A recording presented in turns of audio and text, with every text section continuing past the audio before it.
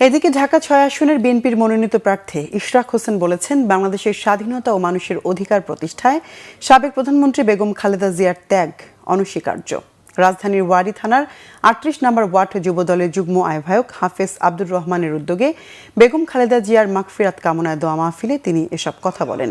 ইশরাক হোসেন বলেন, বেগম খালেদা জিয়া অন্যায়, অবিচার ও জুলুমের বিরুদ্ধে সবসময় দৃঢ় অবস্থান নিয়েছেন এবং সেই সংগ্রামে কোটি কোটি যুবককে সংগঠিত ও অনুপ্রাণিত করেছেন। দোয়া অনুষ্ঠানে আরও উপস্থিত ছিলেন ৩৮ নম্বর ওয়ার্ড সমন্বয়ক ও ঢাকা মহানগর দক্ষিণ বিএনপির সদস্য মোহাম্মদ শরীফ হোসেন সহ আরও অনেকেই। আমাদের নেত্রী, যার অনেক ত্যাগ রয়েছে এই বাংলাদেশ, স্বাধীন বাংলাদেশকে প্রতিষ্ঠার জন্যে, মানুষের অধিকার প্রতিষ্ঠার জন্যে এবং অন্যায়ের বিরুদ্ধে, যে কোনো ধরনের জুলুমের বিরুদ্ধে রুখে দাঁড়িয়ে তার প্রতিবাদ করার জন্যে আমাদের মতো কোটি যুবককে তিনি সংগঠিত করেছেন, অনুপ্রেরণা জুগিয়েছেন।